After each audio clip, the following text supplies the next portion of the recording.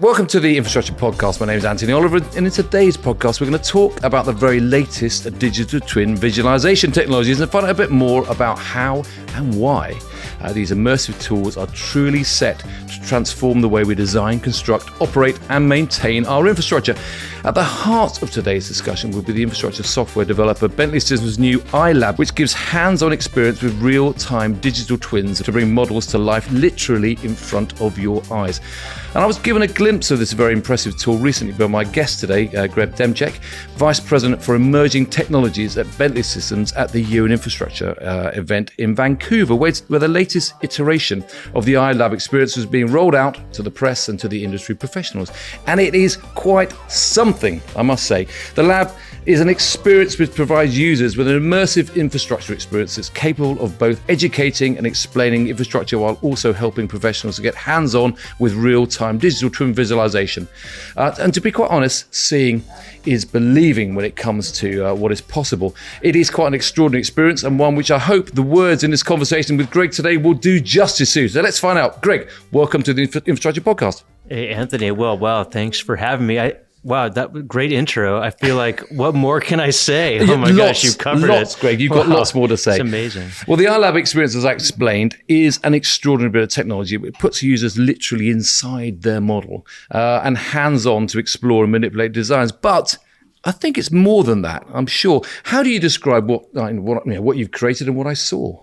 Yeah. Well, first, to maybe, if people aren't aware of the iLab, what we do in the Emerging Technology Group, so really the innovation team within Bentley Systems. So I like to describe that as like we're the team that's prototyping the future. Right. And then we prototype things with hands-on real-time experiences. Then we look for signal and connect with the market. And when we do see resonance, then we try and bring it to production. Yeah. So what you saw today is actually the result of like a couple years of prototyping using tools such as Unreal Engine, Cesium, Google, iTwin platform. And, last year in Singapore, we had a functional prototype up and running. I saw it, yes. And now here we are a year later, and we've acquired Cesium. Mm-hmm. We've partnered with Google. We're building with Unreal Engine, and we've really taken it to production now. But it's an exhibit, but it's also a learning environment. Or is it a real design tool? I mean, is it set to change the way we approach infrastructure development, or just a nice thing to look at? No, I think it's both. One, it's now accessible to anybody producing an iTwin, an iModel. And we had multiple accounts here, log in, QR code, make their model accessible, boom, it appears instantly. So it just means that if you want to have a high quality, visual, interactive, immersive experience with any engineering grade model, you're now like 2 clicks away. Yeah. So it's just almost like, why not, right? If you're already building detailed level 400 engineering grade, BIM models, and it's stuck in a desktop app. Well, guess what? Now you can just get that into this interactive experience. It means more people can experience, more people can have feedback with it. In many ways, I think it democratizes access to digital twins. Well, you said it's the integration of Google 3D tiles, Cesium, iTwin, which is it effectively puts the geospatial data and the mapping right underneath it, and the Unreal Engine, which gives it that gaming feel to the look. But underneath, of course, the models are very real, aren't they? The models are engineering models, so they're not toys. They're not just visual representations. They are actual engineering models, and that's what makes it special. 100%. But I think it's very interesting here, this convergence. So let's just. I was at the Epic Games event last week, the Unreal Engine event. And you think about Unreal focused on the game world, and what you'll see is more and more games are trying to be more and more lifelike, more like the real world. But they're in a fantasy world. But the intention is like it looks like a real rock, it looks like a real tree, it looks like a real building. Mm-hmm. So all that investment to create these fantastic virtual versions of reality, we can now leverage. But to your point, we're now feeding in real world, real geometry, real engineer content, but getting the benefit of all those years of development of the graphics pipeline that Unreal Engine brings. So we're getting the quality of the visuals but now linking up with full fidelity engineering geometry. Because it's not a game. It uses gaming technology, but it's not a game, is it? I mean, Bentley's new partnership with Google is one thing, but Cesium is also. I mean, Cesium, I think it does it provides the backbone to military grade terrain planning. So it's very, very good stuff that you're using there. But it's designed. The lab is designed to explore the future of cities, and help users and technical users, non-technical users really understand the technology. I mean, why is it necessary to have that level of fidelity when you're looking at these models? Well, I mean, the engineering models. Yes. I mean, I think it's like table stakes, honestly. It's minimum requirement, and that's what's very cool about Cesium. It started out as kind of a geospatial mapping of the whole planet, and you might zoom into some of these models from Google, and you'll notice it's like melting, it's blurry, and you may not think, oh, I can build off that, and that's true. But here's the thing: this is like the magic, the secret sauce of Cesium is it actually works on engineering grade models because the way that algorithm is working, it goes from, as you zoom out, it just unloads and unloads levels of detail, meshes dynamically, automatically. So that's when it comes towards you, and you actually feel like you're inside. It's crazy. You can model, go from the Earth, literally from the scale of the Earth, zoom down into like a bolt. Yeah, and that's the power of the tiles. The tiles. Yeah. And so when you get the bolt, it's only loading what it needs to see. It doesn't have to load the whole planet. So I suppose one of the big powerful things that it has is the ability to explain infrastructure to the public and explain infrastructure to the politicians that we need to understand. We need them to understand so that they will invest in this. I mean, do you see that as a potential use? Oh, it's huge. I mean, think about this. I saw an example recently where, let's say a new real estate scheme going up in central London, and you start extruding, putting a shape in. Okay, now you bring in the Google 3D tiles through Cesium, and you set up a camera just by moving the mouse over from Tower Bridge. And you can say, hey, is that building going to block my view of the shard? And then just like that, you can move it, nudge it, and you've cleared that line of sight within a few seconds, right? And if you're not doing that with an interactive 3D geospatial context, I mean, you're back to looking at floor plans and trying to imagine it versus just experiencing it. Well, I mean, this ability to visualize designs in 3D has been improving rapidly over the last 20 years. And you say the use of gaming engines has transformed it. I mean, where do you see what you are now? Where do you see the real commercial value in this then? Because obviously it costs a lot to invest in it, but where's the real commercial value in it? Oh, the commercial value is just the time you save in collecting feedback, identifying risks, improving the design. Like imagine if you don't go through that exercise of checking view angles, site conditions, safety concerns with this interactive 3D. Well, then maybe the building is going to be delayed. Maybe someone's going to get injured. Maybe the public will just be up in arms because their favorite view of the shard is suddenly like completely gone. These types of things. So I think it's important to always remember this, that 3D modeling and 4D modeling, if we bring in that kind of the synchro side or animation, which is where you add in time as well. Time. It is fundamentally a communication medium. And the more you improve our ability to communicate, I think the better the outcomes will always be. Because, of course, within that environment, that visualization environment, you can introduce time. You can make the model grow and be built in front of your eyes. And you can bring simulation data now, too. So go fast forward to the next level, which is not just static models and construction models, but how about dynamic models, right? They can run simulations of like traffic, what's going to happen if we put a new station here and traffic could reroute. And you could run simulations of how people might evacuate a building, but see it all happening in an interactive, 3D environment. I presume also you could see the impacts of climate change. You could see flooding, potential flooding risks, etc. Well, give me some future gazing then, Greg. What do you see the use of these digital twins and data visualization? How do you see it developing over the next 10 years or so?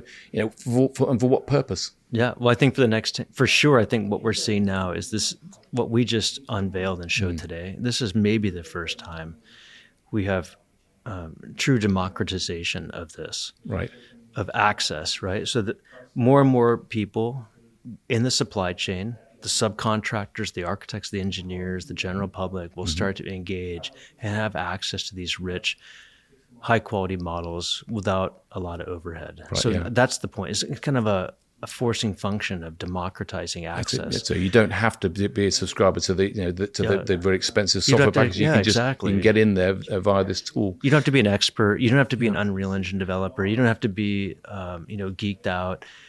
You can access it. And then going further, what else is cool with these engines, right? They're automatically set up to work across devices. So, VR, yes, checkbox. More and more people go into VR. Augmented reality, yeah. Apple Vision Pro, these types of headsets, Meta, right? So now you could be in the physical environment and also pop on a pair of headsets like this and really have high quality, high fidelity digital alignment of content. What does that mean? To bring the experience into your physical world and sort of move away from the constraints of a screen and a desktop computer or just your phone to like a much more fully immersive experience. And that immersive experience is, I presume, really useful for professionals, but as also for the public, for the next generation of infrastructure professionals, to get them engaged and get them excited about it. As a trustee of the built environment trust in the building centre in London, it's the kind of thing which I'm sure we'd love to have in there to draw people in and to really excite them. But I suppose there's an increasing focus. While we talk about very rightly about building new stuff, there is an increasing focus on investing in our existing assets because, frankly, there's a lot of them. Probably 95% of the world's infrastructure is already built, but we just got to maintain it. So I presume this is also a tool to increase the efficiency of our maintenance strategies and our maintenance and operation capability. Yeah, for sure. So that's a good point. The cesium plays a role here too. Let's say, so Google gives you a certain resolution, right? A certain quality. But then you want to go capture an asset to a higher fidelity. Guess what? iTwin capture, pop a drone up, take some photography. We can now produce photogrammetry meshes that can feed into cesium. So you just replace the Google piece with a high fidelity capture. Now you've got ground truth. We're also doing work with Gaussian splats, right, to feed that into cesium. So now, Gaussian you splats. Have to explain a Gaussian splat. This is this whole other way of rendering, reconstruction using it's crazy math, ellipsoids that kind of render according to the camera, and it's highly efficient. And you get this extreme detail, things that you don't get typically with photogrammetry, thin wires, translucency, so you can really reflections. focus on the bits that you're interested in. And it's super high quality. It's more and more accurate. So I think what you could imagine is that as you're doing maintenance on an asset, you're just continually scanning, updating, recording its status, feeding that back to the digital twin. It's coming through the cesium pipeline. You just open the app, you can scrub through time, see historical information, see the latest. And so you've always kind of got access now to the latest version of reality that you're capturing. And eventually this could be machines that are moving through the space. I've been imagining buses or street cleaners, or we had this Blinksy example. That's dash cam footage. Right. I mean, that's being collected every day. And Blinksy is a software where it's actually you go out and you collect data about the assets, photos of the assets, and that can all be brought back in and then visualized. And geolocated and spatialized. And so now you've got an instant sense of like, where is the defect? What's going on? I mean, it's hugely exciting, Greg, but what is likely to make this happen at pace? I suppose what's likely to stop it happening at pace? I don't think anything can stop in this now. I mean, look at this. We've gotten so used to the idea of navigating on a map on our phone, right? Even to watch where the delivery of our food's coming from, or the Uber, right? So the map itself is a democratizing function. We're now just moving to just full geospatial context at scale, available when and where you want it. I think the market, I've been in this space for 25 years and, watched that evolution from 2D to 3D to BIM. And I think I'm seeing more and more commitment to just 3D modeling because it just makes sense. The 3D model obviously can be used all the way through to fabrication. Good 3D model can drive CNC milling machines. Eventually robots will be cutting the pieces, and maybe robots will be installing of course stuff and doing maintenance. You can use the model to create the 2D drawings if you want as well. Well, let's talk a bit about you, Greg, as you mentioned, you've been doing this for 20 years. You've been with Bentley Systems for the last 6 years, and you joined with the acquisition of Synchro, which is the 4D modeling, where you add in the time factor, and you can actually see the progress of the project. That was bought in 2018. I mean, how would you say that infrastructure simulation, that whole world has changed over that time that you've been involved? Wow, it's just more and more continuous adoption. We came in as a startup. We had definitely penetrated the market, had a lot of great, penetration and use and major tier one contractors. And what I've seen is that's just expanded and keeps becoming more like mainstream. Yeah. Like it's more likely that you'll meet someone who's producing a 4D model. And there's even jobs that now exist that didn't exist before Synchro, like the 4D planner, right? Yeah. It used to be you were a planner, that's it, or you were a BIM person. Yeah. Well, we had one on the podcast last year, because Simon Beers from Lang O'Rourke using Synchro to plan the Everton Stadium. Yeah. It's a whole profession now. Yeah. I think that's super cool. I think for me, that's the reward, right? Yeah. If we're making software, if we're doing something right, it's actually creating new jobs. Yeah. Like entirely new jobs that did not exist before the software came. So, and you mentioned Simon. The people that take on these jobs, what I found is they're super passionate about it. It's a game. It changes their life. It gives them a reason to come to work every day. Well, but when I think super passionate, I do go straight to you, Greg, because you've been involved in building information modeling pretty much since the start. You spent 10 years with Autodesk, having helped, and I'm always you helped develop Revit, the design tool, which is so ubiquitous in the world of engineering and architectural design now. Before, of course, it was then bought by Autodesk, and you said at the time, you reimagined how to model architecture and its representation from ground up and radically altered the future. I mean, given, I'd say how embedded it is, it's quite a thing, really. Yeah. I mean, do you still carry a flame for it? I do. I feel lucky about that. I really do. I can't not acknowledge that. And I was there when it was just a startup, actually, in 2000. And I feel it was a nice moment for me to have an influence like that. And I will still run into people that, they're using Revit, and they'll tell you these stories like it's changed their life, and they made a profession out of it. So I think it's exciting. And what I'm looking forward to is that was like the BIM stage, and I got into 4D stage, and now we're in the digital twin era with the Bentley stuff, and then now what we're doing with the Unreal game engine. Kind of like what's next? Well, you've taught the use of digital tools and develop them and conceive them. I mean, does it surprise you how fast this has been embraced by, to be quite honest, most people would describe construction and engineering as a pretty conservative, traditional sort of business. Did it surprise you how fast it's been embraced? I don't know. It's funny. It's an advocacy thing. When you find people in professions and they put the tools to use, and you see that immediate value appear, it does start to just catch like a virus, And so it runs its own course. If you're doing something right, it almost takes a life of its own. Yeah. And so I think it just continues to spread. I see more and more adoption. I don't see it going away. Right, yeah. If anything, I see this is kind of the lead-in, really, in some ways. It'll just keep advancing when we start to add a layer of AI on top of this.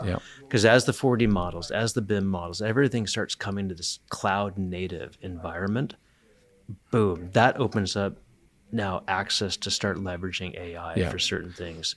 Insights, generative systems, prediction. Well, lots to talk about on AI in a moment, but just to finish off you're based in London now, having originally studied in Oregon and MIT in Boston. So, you're passionate about your work, but what else do you do? What do you get up to in London when you're not working? Yeah, it's a good one. Well, I'm lucky. So my wife is Spanish, actually she say Catalan, right, from Spain. So whenever I get the chance, we actually get out of London for a bit, go down to Barcelona and enjoy tapas and the beach and getting around Spain. Oh my God. And if we get a chance to do some hiking, we love to hike and get out, take walks. In London, Yeah. we love to just walk around and spend time throughout the city. I mean, you can never get bored there. No, there's a lot to do in London. So are you a city, or are you? I'm in the city. You describe yourself as a city person or a country person then? Well, I grew up in the country of Colorado, Right. so I've got that in my veins, but live in central London. Yeah. And London, that's now your home, or are you itching to get back to the States all the time? No, I love it there. I can't imagine coming back to the States. Oh my God, I hope I don't have to. No, it's like I love it there. It's I feel like it's become home. Yeah. I really appreciate being in the UK. Well, no, you're very welcome. I live in London. I know what you mean about being an exciting place to be. Going back to the iLab and AI, picking up from where you left off there, the experience it champions and demonstrates the use and power of generative artificial intelligence. These incredible tools that can just look at words or look at objects and actually start to build models. How do you see AI transforming the infrastructure sector then? Wow. Well, you saw that today in the keynotes, and your listeners maybe could watch that. But I mean, the first steps, we're taking easy ones, I think. Or maybe not easy, but very practical. Yeah. Things like auto production of drawings and sheets, like just automatically lay out the dimensions, the annotations, kind of the boring labor of just construction documentation. That's something that can be achieved with AI. Right, yeah. Other things you saw today was, Copilot, where it's accessing policy documents, standards, and you can just make natural language queries and it'll give you a good answer back because it's trained on specific policy to construction, right? The stuff I showed in the iLab today was, using LLMs and generative AI systems to just put words and objects into a scene and generate images. The large language models. Large language models. And I'm really interested in kind of trying to go the next step in the next couple of years. What if we go from like text and prompting and, maybe even geometries and input and then generate fully interactive 3D scenes, not just the 2D rendered image. I think that becomes interesting when we get to kind of generative 3-dimensional space, because then it has to be more believable. You can't really have hallucinations so much in a 3D model, right? Whereas 2D, you can be faked out. Yeah. But I suppose it's a great point to start off that kind of creative process. Yeah. But do you ever see the industry moving to a state where AI will actually be coming up with the 3D designs, designing our bridges and our houses for us? Is that something which is ever on the horizon? I think totally. Yeah, I can totally imagine it. I can literally imagine a situation where you with enough training data and these digital twins of the planet running, where agents could be running, I'm talking about AI agents, could be running around doing different scenarios and planning and generating architecture like SimCity. Yeah. And then, there's still the human has to make this call, like, let's build that or not. Hopefully it doesn't start just building itself, Well, I'm pleased you got in there, because I was going to say, we hear an awful lot about the fears as well. And where are you on this? Should we worry about AI kind of taking over the whole process and driving us in unintended consequences? It could happen. That's always the risk, that it could, it could end up with architecture that just goes horribly wrong or something, if nobody is kind of like paying attention.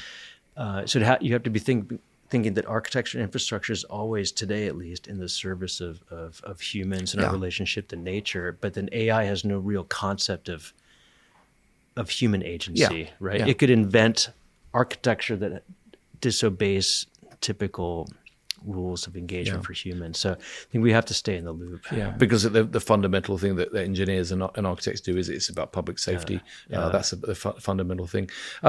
So how should the infrastructure supply chain prepare itself for this transformation that's coming? Because they will go about doing their jobs in very certain ways. But is it simply a matter of immersing themselves into products such as the iLab? I think so. Yeah, get hands-on. Try it out. See what you think. I think you can't look at it from a distance. I think the best way to learn about something is get hands-on and really see if it brings you direct value. You know? And then what I found by doing that, you will learn.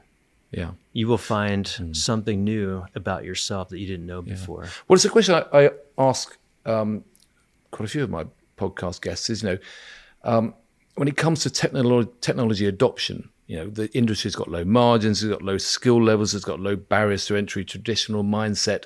I mean, the reality is that infrastructure is probably, and maybe I'm wrong, but it may well be ill prepared for this coming AI revolution. I mean, do you agree with that? And if so, what's the solution? I don't know that it's infrastructure alone here. I think, I think society in general is maybe ill prepared for this. And the only reason I'll say that is I think the speed in which we've seen things like OpenAI and large language models just come to scale is so fast. I don't even know that we know yet what the impact is going to be. And in fact, what you'll find is that whether you're an infrastructure engineering professional or otherwise, most people today have probably tried something with a co-pilot. Yeah. And they've gotten a response that they, could be questionable or not. And there's already sort of uncertainty there. Like, why does it give me a weird answer? How come it answers the same question differently every time? These types of things. And that's something we have to be thinking about. I mean, you can bring in other subjects like, deep fake, right? Video and image. That's where I see more risk than maybe in infrastructure, where I think we have automatically more guardrails and safety precautions. Yeah. You can't just leave a bridge design to an agent. But obviously you can let AI produce images and videos all day long. Yeah, because there's some low-hanging fruit that we definitely should be embracing to start with. Well, going back to the lab then, this iteration builds on the first that you demoed at Singapore last year. Yeah. I mean, where's it go next? What's happening next year? Give us an insight. Well, to be determined, man. Wait for next year's podcast, and I will tell you more. Right. But it's we have stuff cooking, but But I suppose built around your relationships, your new relationship with Google, I imagine there's some stuff you can do there, but around relations with Cesium, and I'm sure there are more acquisitions around the corner for Bentley. So how do you see the industry then exploiting visualization technology right now? Oh my God. Well, I think we're going to see huge numbers of our early access customers embrace this. We want to bring this to market. So, by next year, we'll have some great stories of how this is being used in production. And then as we go on that path, we'll be developing new interactions and new features, new layers on top of that stack, which will definitely involve some AI. Yeah. And there's some very big wins in there, I imagine, for everyone that gets involved. Yeah, for sure. So what's likely, I suppose, just to bring us back to a bit of reality, there's some amazing things that you've demoed there. There's some really huge opportunity. What in the back of your mind is slightly worrying you about holding back progress? Is it investment? Is it a cultural issue? Or is it just simply computing power? Because I imagine that there's some pretty big machines sitting behind your iLab. Yeah, no, it's not as intense as you think, actually. Right. Yeah, because Cesium actually is very optimal. Right. It loads and unloads. You don't even need a supercomputer to run it. That's what's fascinating. It's already kind of quite optimal. So it's not computing power. Yeah, so no, what else? I think for me, actually, I think we're trying to solve one of them. I think for a long time it was ease of use, scalability, complications, complicated pipelines. What we've been doing here is trying to streamline that. So I think in some ways we are destroying a lot of those barriers. Right. We're making it easier, higher performant, low complexity. It just works. And the cost of computing is going down all the time anyway. So and the cost will go down. Well, finally, then I suppose the latest Bentley strategy does refer to sustaining infrastructure, and given that the reality, as I mentioned, that 95% of the infrastructure is already built, the challenge is to maintain and enhance it. So technology has got to be helping that. What's the main? What do you see as the primary way that this technology will help to maintain and sustain that infrastructure in the way that your strategy sets out? Yeah, I would think so. Continuous monitoring through maybe automation, sensors, drone capture, like Blinksy, right? This is just low hanging fruit here, like literally just almost like hacking dash cam footage to do machine learning. And so that's it. Just continuously, what you're going to see is just the monitoring is going to just keep getting tighter and tighter and tighter. And maybe you're down to the millisecond. And then the visualization software just and makes we can visualize there. Yeah, you're scanning because all sensors have to be contextualized in some geospatial context. That's the truth. It is a fascinating and really, really exciting moment. Yeah. And well, I mean, great. Clearly, you're excited about what the future holds. Absolutely, I'm looking forward to it. So, and more iLabs and more cool ideas to come. So I think we're just getting started. Actually, well, we're here in London, where we're here in Vancouver, where you're demonstrating. Is this going to be demonstrated in London as well? 100%. Yeah, I think you've been to our 43rd floor, central London. We've got also an immersive LED wall and floor. Mm-hmm. We can run these applications there, and we have been inviting. It's open door. We'd love to bring people in and get people hands on. Okay. Well, I'm sure that if listeners are interested in getting a look at this, I'm sure you'll be very welcome to be in touch with them. So, Greg, thanks so much for sharing. It is, I say, it's a really inspiring stuff. So, thanks very much for joining me today on the Infrastructure Podcast. Yeah, thanks for having me, Anthony. Always a pleasure, man. Great. Great. Thanks for talking to me. And unfortunately, that's all we've got time for today. There'll be more from the Infrastructure Podcast, of course, in the pipeline, and more guests to talk to as we continue to probe the big issues and the exciting issues faced across the sector. If you haven't done so already, do check out the Infrastructure Podcast website, www.infrastructure-podcast.com, where you find all the background information and maybe some links to some of the things that Greg's talked about today. There's also the latest podcast to listen to and to share. So thanks for joining us. Thanks again to Greg, and I look forward to seeing you again very soon.